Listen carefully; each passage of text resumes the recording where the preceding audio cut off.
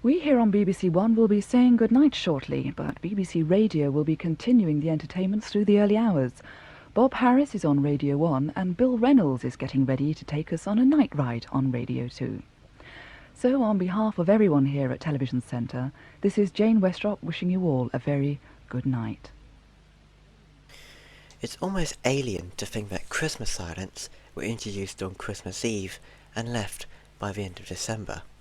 Nowadays they are introduced roughly at the start of December and go until the moment it ticks over to January, or a little bit after. The BBC is no exception, having been rolling with a consistent set of Christmas silents since the 60s. So in the prelude to my look at this year's Idents across our TV channels, let's look at the past and see how they hold up. The earliest ident I can source is from 1967, which shows a candle in a circle and all based around the then current set of BBC One idents, then spelled with the number visible rather than spelt. It would mark the start of the Christmas BBC One wordmark. That wouldn't be abandoned until at least the 80s. No moving footage exists of the first few idents as far as I know, so you'll have to deal with some still images, as boring as that is. Over on BBC Two we have a massive snowflake in blood red and a massive tree in Christmas white. It might actually be better than BBC One's, despite the lack of footage. It would apparently still exist until 1972. Either that or there's no documented evidence of Christmas efforts after 1967. Pick your poison. Back to BBC One, and in 1968 it was a snowflake. And nothing else, just a snowflake. And the logo is the same, and the Christmas slogan is nowhere to be seen. I assume BBC One then was run by Ebenezer Scrooge, hence the ident. 1969 saw Christmas in colour, or in black and white, as this image shows. The globe is finally here over the top of some Christmas decorations, or I better look better in motion. Entering the 70s with roughly the same thing, except the wordmark is less corporate, and 1971 is basically the same thing. 1972 there's no Christmas ident as far as I can tell, just a clock. Christmas colour, as it turned out, still wasn't true for this particular still. And over on BBC Two, we have Christmas in colour, surrounded by tinsel, and the massive 2 wordmark. Festive enough, even if the colour argument is still flawed for this case. 1973 was Carol Singers, and possibly my least favourite font so far. Not that I can blame anyone involved with this at all, it was the 70s after all. Plus technology wasn't in any particular place that I would call reasonably up to date, at least not at that point in history, knowing what I know now. And on BBC Two, basically the same thing as last year, but with a random candy cane next to the 2, and some stars on the right. I assume this was taken on Boxing Day, because it says Boxing Day on the logo, unless this wasn't the festive ident and instead the Boxing Day ident, which may not be too far from the truth. Entering 1974, and we finally have moving footage, and it's in colour too, so there's a bonus. For BBC One, the 1969 to 71 ident, but in colour, more visible, and in a different font where they have decided to capitalise on for some reason. For BBC Two, stars in the shape of what looks like half a heart, and an orange too. Knowing BBC Two as festive as this is, this was probably used to introduce Henry V with Laurence Olivier or something. 1975, and BBC One blesses us with the same thing as last year. I say that, but they've changed the wordmark to be a different colour and font, and adjustable to the then BBC One logo of stripey. But for BBC Two, we've lost footage again, with the logo as some tinsel and eerily foreshadowing their 1979 ident by 4 years. Not particularly festive though. 1976 brings us a rotating snowflake, acting as a replacement for the globe whilst it goes out on pay leave. New background this time, nice and red. This at least gives off festive vibes, unlike BBC Two's 1975 festive efforts. Speaking of BBC Two, for 1976 they've delighted us with very neon, very shiny and very colourful version of their 1974 ident. It feels more like disco night than Christmas night. Not that it's bad, obviously not, it's just a bit generic. 1977 was much more like it. BBC One gave us The Pudding. It's such a simple design, but it works so well. Plus the Christmas font works too. Everything about this works. As for BBC Two, I could shower equal praise, mainly because the bloody power crystal seems to be working this one. 1978 brings us one of the more visually horrific Christmas idents, with the face of St. Nicholas himself smiling at you with his two faces. Yes, two faces. I would like a chart of the amount of children is terrified by the amount of people who thought it was a good idea. The big Christmas text is nice though, probably the nicest it's been thus far. Over on BBC Two, trumpeters to match the whole medieval aesthetic they had going on. Not sure what it has to do with Christmas apart from the traditional Christian values, but I digress. 1979, and wrapping off the 70s, we have a carol singers spinning around eternally whilst a massive C tries to for Christmas, and BBC One. It's only slightly tired of any real-life model shtick. And on BBC Two, they recently introduced that computer-generated ident I referenced earlier. But for Christmas, it's an actual model, and out with orange, in with blue. It feels more wintry than Christmassy though, but that doesn't really matter. We now enter the 80s, and BBC One brings us some people skating around a poor snowman, in both a daytime and a nighttime version too. The first but not last time they would do this. The regions also began cracking at idents, but let's be honest here, if I started talking about them here, this video would be 5 times longer. But for inclusion purposes, the regions, being much closer to a specific part of the country, care more about their community than the larger English network. Over on BBC Two, the snowflake has evolved, being more purple and bluer, slightly more detailed, and overall looking much sleeker. The font I can take and leave as being modern for the time, but not very Christmassy. 1981 was actually a nice BBC One Christmas ident, with 5 separate globes as multicoloured baubles on top of a very Italian-looking BBC One wordmark, which looks like the sort of food store you'd see in the back alley of a particularly grim part of London. For BBC Two, 3 candles and some green leaves.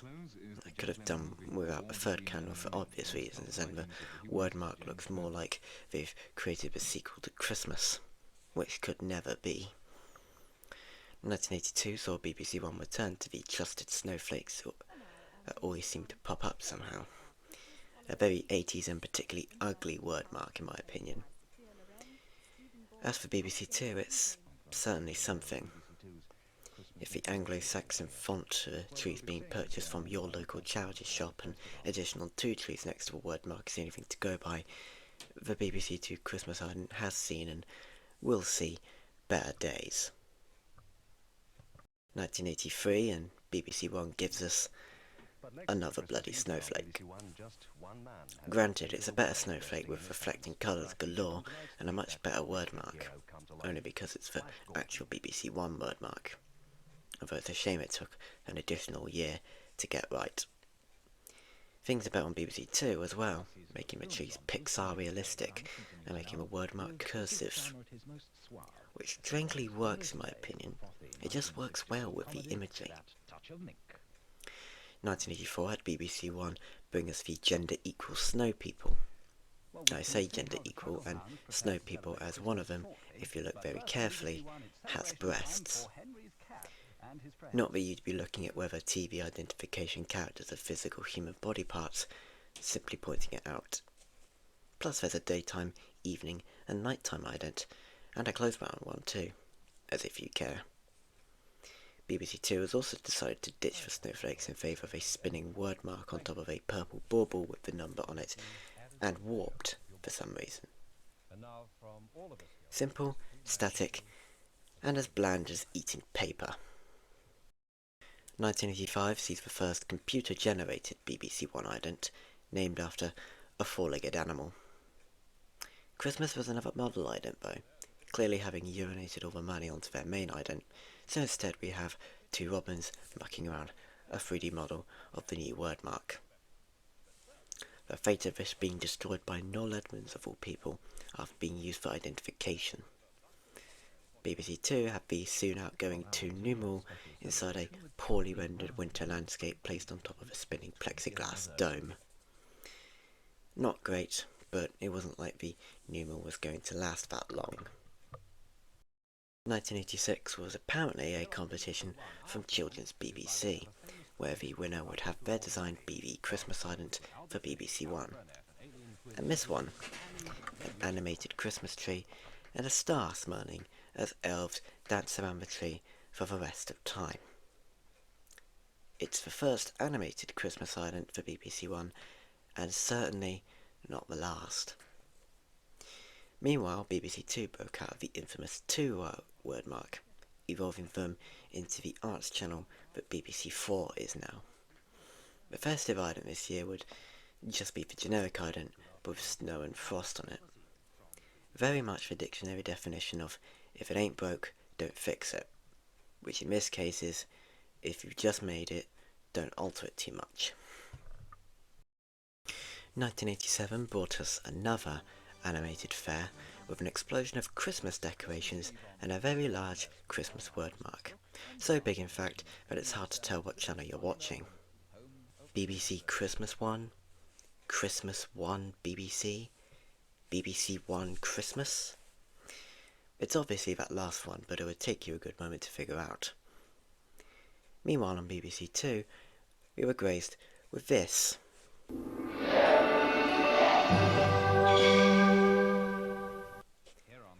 A glass ball reflecting a snowball fight, but it's then taken away to reveal a large green triangle and a grey 2 logo, with a small pointless red line on the W. It's one of the few Christmas idents that is genuinely hard to find a meaning behind. Put simply, it doesn't make any sense at all.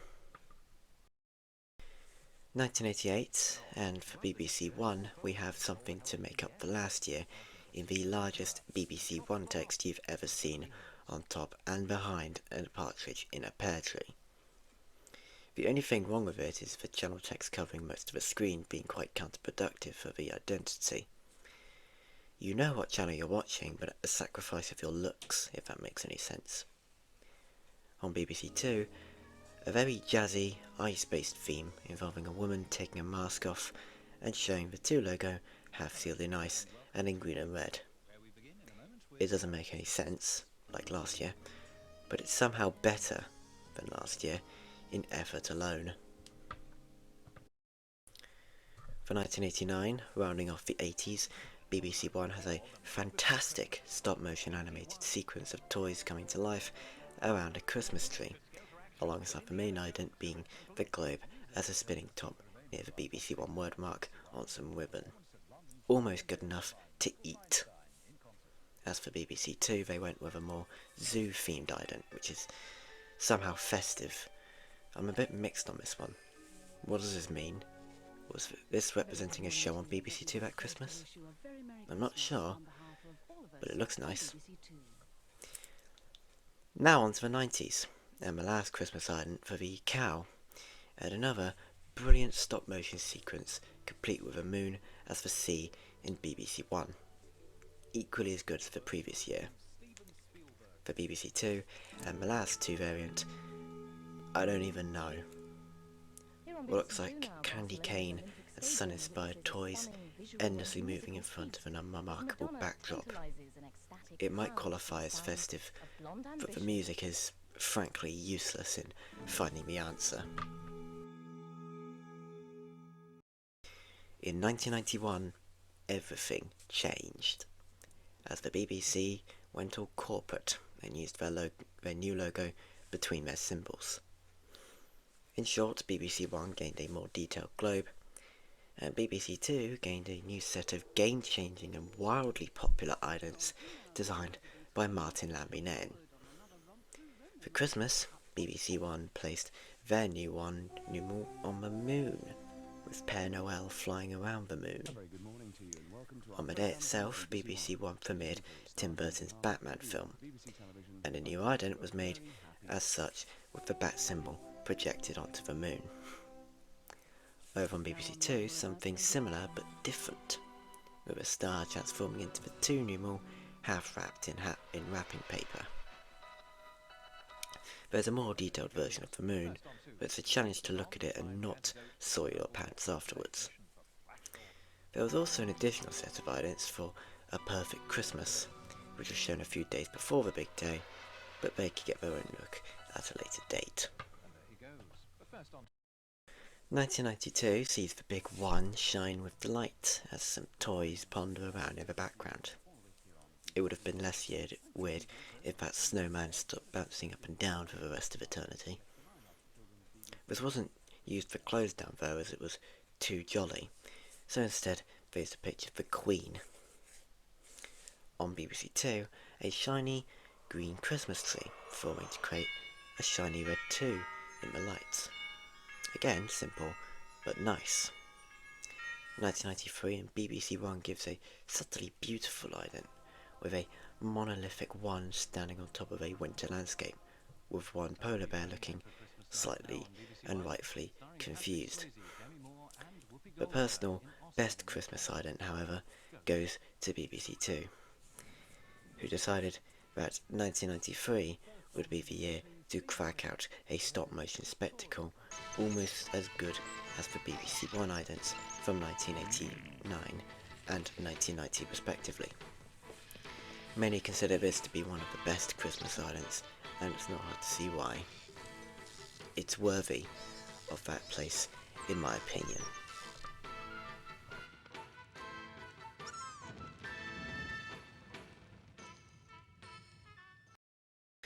For 1994 on BBC One, snowmen can be seen on the eve with a present of unknown origin.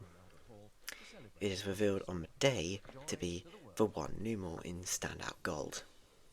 From Boxing Day it stayed there with no wrapping paper until it was put down a few layers later. Not the New Year though. A bit like your uncle who hates Christmas and decides to take a flamethrower to everything Christmassy, almost like a 12 on Boxing Day. Oh, and BBC Two's is fine if a little claustrophobic. I don't tend to keep yellow 2s in a massive dome of lines, but whoever this person is does. Entering the mid-90s and BBC One gives us the one on top of a Christmas tree. I don't see how another channel could take this concept and do it again and again. Foreshadowing perhaps. But it's fine if a little plain. Surprised it took them that long to do this sort of concept. Maybe they didn't because it was too obvious. BBC Two's, however, was much more like it. Good old Wallace and Gromit staring at you while sitting around a darkly lit Christmas dinner. Not at all creepy. The promos had the 2 terrorising Gromit, which tells me that he got sick and tired of the benighted thing and decided to gut it and turn it into a Christmas decoration. You probably wouldn't have known that if the context wasn't there. 1996 and the last call for the numeral 1 for BBC One, and it's the one inside a red gift box with blue stuffing. Not exactly Christmassy as much as it's more based around a monarchy perhaps. Seriously though, I would 100% accept this as a Christmas gift. Over on BBC Two, after 1 year of seemingly normal behaviour, they went back to avant-garde. A wizard transforming into a sparkling-induced 2 symbol, truly a great representation of the Christmas season, although they've been doing such representations for a while now. However, entering 1997, everything changed. Again.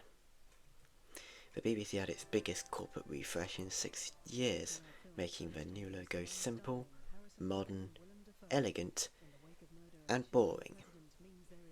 But in sacrificing character, it gained back money they were losing every week with their complex logos for their various divisions. Anyway, BBC One got a whole new up and down look, with a balloon globe traversing the UK and eventually the world. BBC Two kept their idents but added a new BBC Two wordmark. For Christmas, BBC One went with 12 Days of Christmas, complete with lords bouncing on space hoppers and maids staring at you whilst their bucket of milk jiggles around suggestively. It might be the closest thing to avant-garde BBC One has ever gotten. BBC Two decided to mock you and have the faces of the channel on a snow globe making faces and chastising the very existence of you, the viewer, as a person. Very festive. 1998 saw BBC One have an effort so confused and daunting I nearly choked myself in reasoning with it. A large red bauble on a white background doing absolutely nothing. White BBC One logo on a white background too, just to annoy you even more. Possibly the most generic and bland ident that technology at that point could create. And BBC Twos were no better. Screaming fairy and a 2 on top of a Christmas tree. Alright. The surrounding bumpers were also weird, creating a series of hauntingly surreal and nightmarishly terrifying representations of the backward side of Christmas. As much of Christmas as this can be. It's not bad in a visual sense, more bad in a what the hell does this have to do with Christmas sort of way. Nearing the start of the millennium, and BBC One actively improve on their previous ident in every which way, including the balloon for the first time and having it fly over the Northern Lights representation of Grandfather Frost himself. Probably equal to any stop-motion sequence in its sheer detail alone, and good enough to hang on your wall. Meanwhile, BBC Two bought us another bloody 2 on a Christmas tree. Don't get me wrong, the concept is unoriginal, but at least the 2 extinguished the fairy that ruined my Christmas last year. That's good enough improvement for me. Plus it also looks good enough to hang on your wall. Finally, we enter the year 2000. If the year started with us thinking we were dead because none of our dates lined up, then Christmas had to be terrible, right? BBC One had another ident with the shaggy goat dropping Christmas presents from the hot air balloon. It must have been a backup vehicle we had, like Raymond Briggs' one. Nice and majestic too, but BBC Two's was noticeably nicer looking. A huge monolithic 2 the size of one Canada square, with smaller 2s falling off of it. This truly is a very mediocre Christmas ident, but a brilliant winter ident. Fitting, as it was used to introduce the Winter Olympics a few years later. It was also the last Christmas ident for the 1991 set of idents. Watch this space. 2001 and BBC One embraces the era of orange balloons as sentient toys, with this abstract creation coming from no particular person. All you need to know is that balloon service is soon up, but not before we spoil you with this Christmas ident. With references to Christmas, yes, but not overtly festive. It's colder and monochrome, if anything. Over on BBC Two, they sprinkled a bit of fairy dust on the 2, and now it moves. We already know it's bossy, curious, and terrifyingly advanced whilst trapped in a large yellow multiverse whilst some scientists probably watch it. And that's why the Christmas ident is also based on the same thing. The 2 opens its hands and reveals a fairy who creates a Christmas tree. It's charming, if a little calculated, and adding next to nothing to the then norm. 2002 was the year BBC One joined BBC Two in rebranding to something less great than before. The rhythm and movement idents weren't exactly popular, owing to the fact that BBC One's controller, Lorraine Hegarty, isn't a designer like Lambie Nairn, and the execution was largely just people dancing behind a red BBC One logo.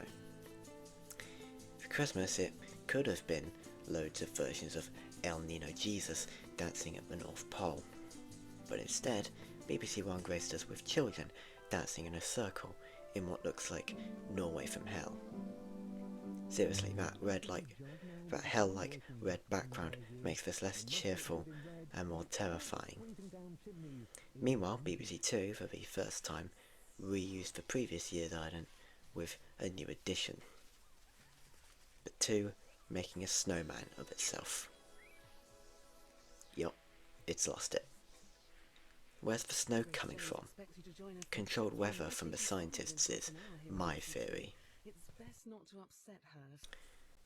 Be warned, going into 2003, prepare to be disappointed.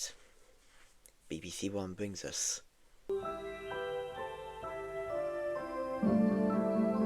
the same ident as last year.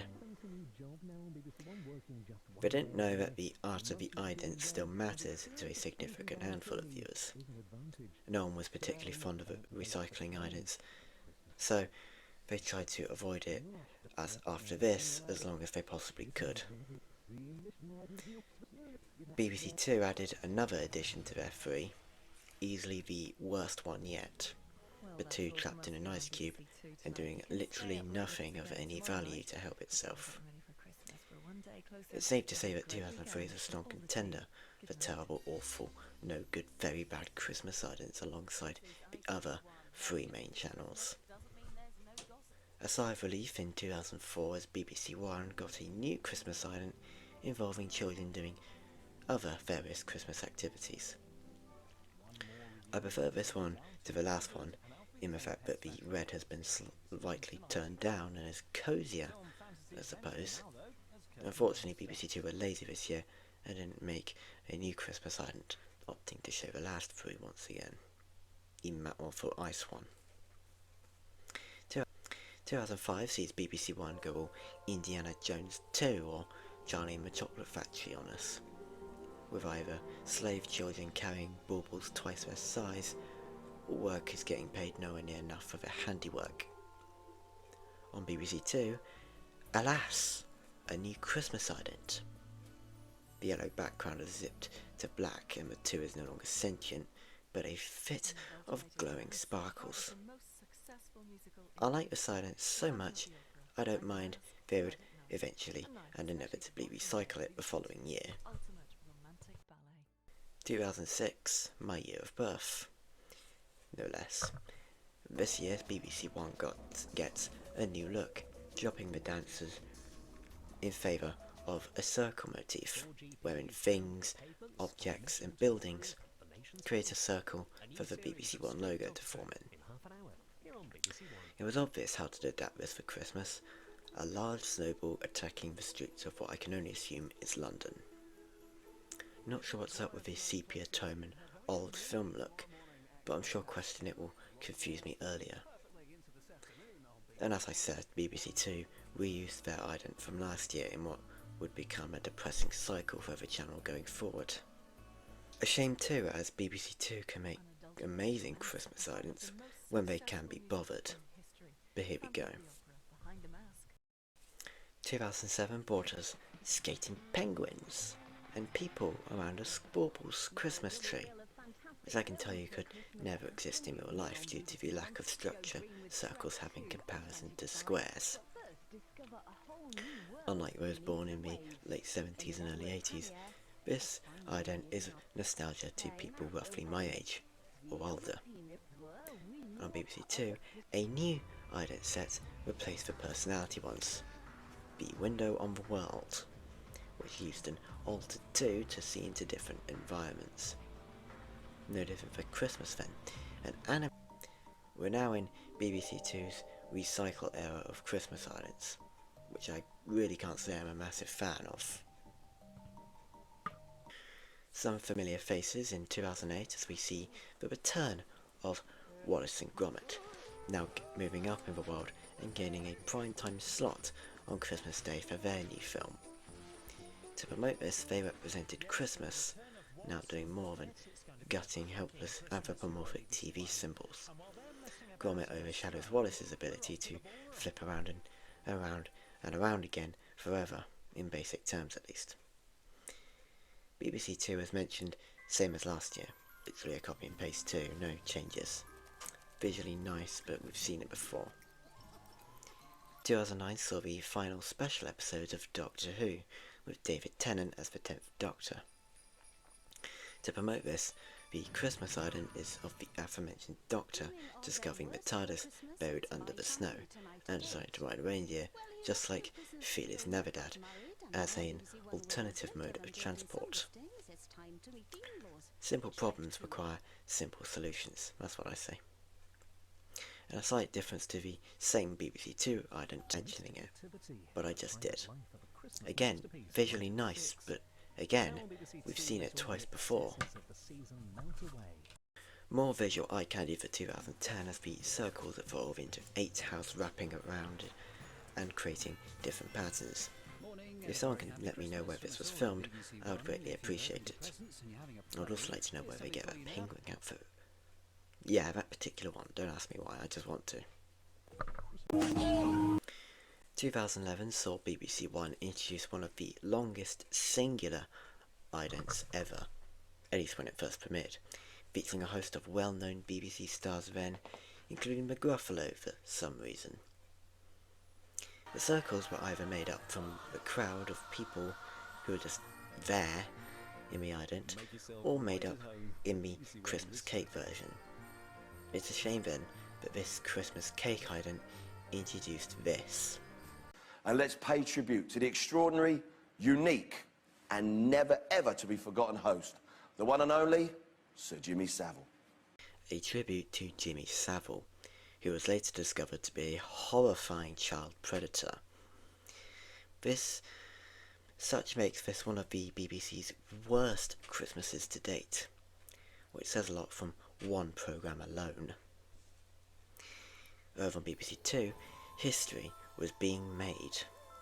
Avast, a new Christmas ident, and alas, it's actually good.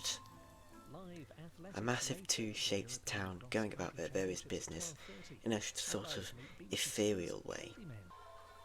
A solid ident package, in fact so solid they stubbornly kept recycling it over and over again, either out of sheer bewilderment or sheer laziness.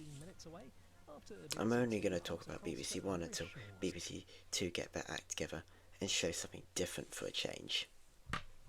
Entering the terrifying year of 2012, BBC One decided that going extreme was so 2011. So they downplayed themselves, assassinated the circle, and went with sparkles on a red curtain background.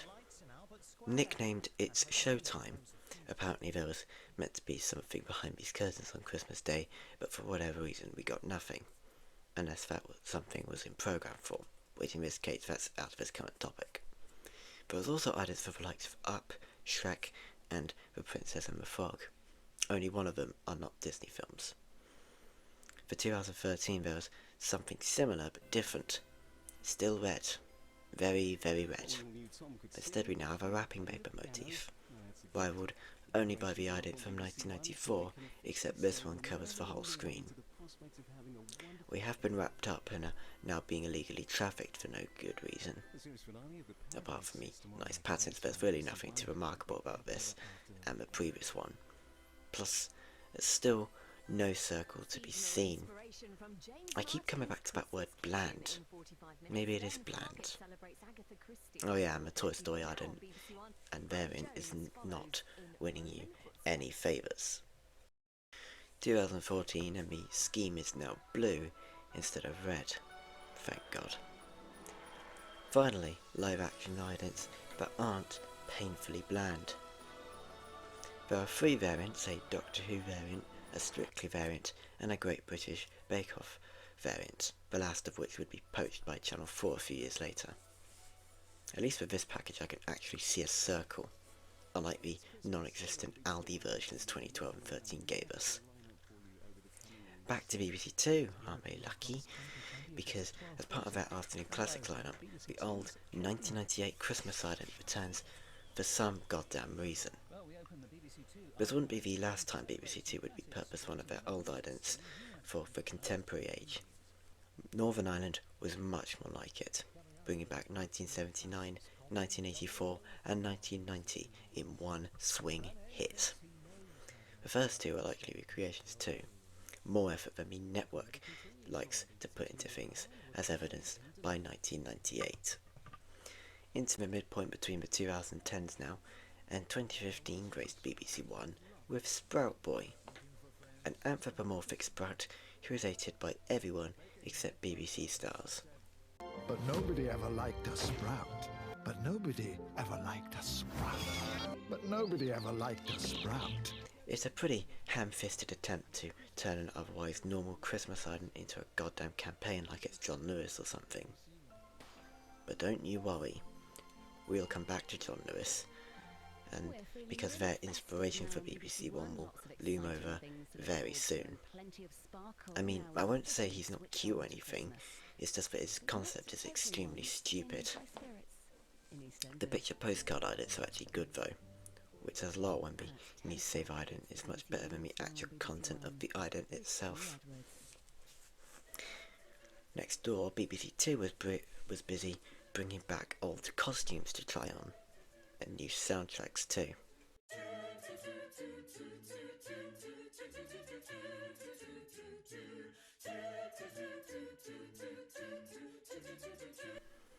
The highly irritating repeating of the word two can get stuck in your head after a while, meaning they have essentially officially become a celebrity long past their prime, gone insane.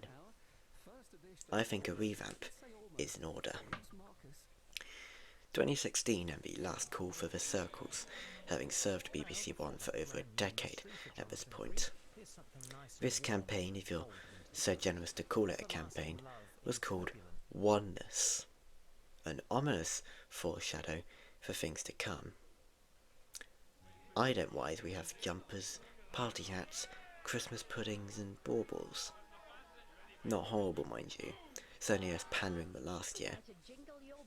Christmas Day actually saw different idents for different shows, starting at 3 PM for the Queen.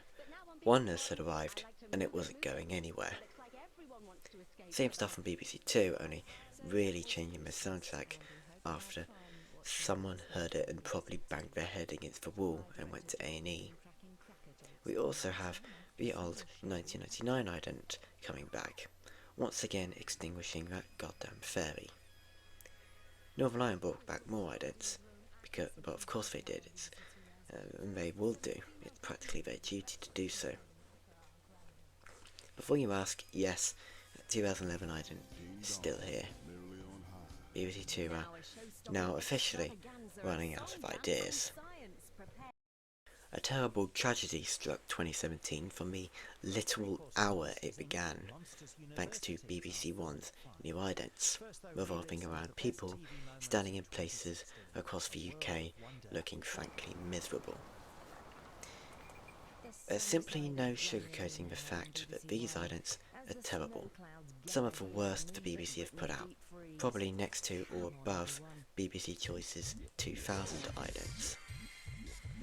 You'd expect then, in this context, to see a bunch of Ashmen standing around a beach in the Outer Hebrides looking suicidal for Christmas. Alas, we got this instead. An animated ident that taps back into that John Lewis thing I was on about a moment ago. Lots of dancing, and many airings of Symphony by Clean Bandit and Zara Larsson. Far too much for my liking. Plus copyright. Not bad by any means, and I appreciate the efforts put into it. But I wouldn't call them the greatest Christmas idents of all time. Especially with the visible looping. This year would also be BBC Two's last year of recycling old idents before a change would happen the year after. After merely hinting at the John Lewis fate in 2017, BBC One finally hit the snag in 2018 and created the Wonderland campaign, revolving around a mother and son who find out time is frozen and decide to spend Christmas together. I don't look at this and immediately go BBC One. I look at this and go John Lewis. And because they created this short film, the idents now don't feel like idents. They feel like snippets from a film, just like last year's now that I think about it. Some idents don't even feel festive, in particular the daytime version of the Pier ident. Feels more like summer to me, apart from a large tree in the distance. They feel perfunctory and like last minute additions after making the short. As for BBC Two, they rebranded not too long before Christmas, replacing their infamous 2 numeral with a curve that did various colourful activities. For Christmas it moulded into a Christmas tree, the northern lights and part of a cat's tail near a fireplace. They're all brilliant idents, much better than BBC One's effort, to put it bluntly. So good in fact, they are still releasing them for Christmas as of 2024, probably because of a lack of creativity if anything else. 2019 saw a rise to the idea of a campaign using a hashtag. Thus we got #XmasLife. Please stay with me. Less John Lewis, more aimed towards YouTube or social media addicts and the like, which might have been the goal. The idents themselves involved a cat on a Roomba doing nothing to defend itself, an animated robin popping out of a live-action clock, and some Disney-esque animals sleeping with a live-action woman. That last one isn't particularly festive, but it looks nice either way. There was also 2 new safe idents, one of which was used to introduce coverage of the 2019 general election, of which we will not speak of. One new addition to BBC Two's idents when the curve is some revolving tinsel. Very nice if a little dizzying at worst. Apart from changing the logo, which we'll get to soon, BBC Two has kept these Christmas idents ever since. And because of this, from now on I'll only talk about BBC One's Christmas ident for obvious reasons. 2020 was often considered the worst year ever due to a certain worldwide pandemic which ruined everything and anything we stood for. It seems obvious then that the idents for BBC One were animated and stayed animated to this very day, promoting the latest Julia Donaldson adaptations of Zog and the Flying Doctors. We have Gruffalo variants, 2 Zog variants and 2 new safe idents. I will not sit here and act as if these idents are bad. They aren't, especially since the plague ruined most of the world at that point, except Christmas idents it seems. These would act as the final Christmas idents to use the 1997 BBC logo, and you'll find out what its replacement is, as if you didn't know, right now.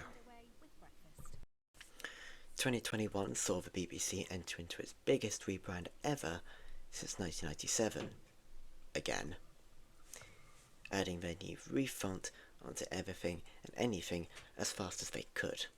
Unfortunately, the process was slower this time, taking up to a year to refresh their news and children's channels for whatever reason.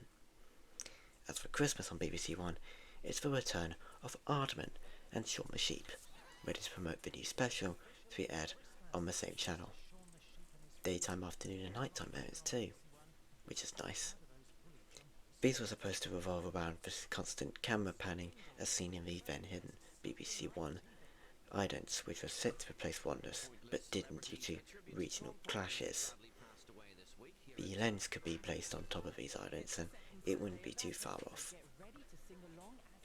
Into 2022 and yet another promotion for a special, this time the boy, the mole, the fox and the horse, represented by scenes set in, as is usually the case with these things, day, evening and night. The animation for me at least stands out as significantly wonderful and great when you see it hand drawn by actual people. It's a shame nothing goes in them, like the snippets from the short if you didn't know any better. Shame nothing much goes on in them, like the snippets from the short if you didn't know any better. Other than that, very lovely indeed. As for 2023, I gave my opinion on them last year, but I'll talk about them again for heaven's sake. Basically a callback to the old 2020 idents, but with 3 new additions. Another Gruffalo one, a Stickman one, and a Tabby McTat one.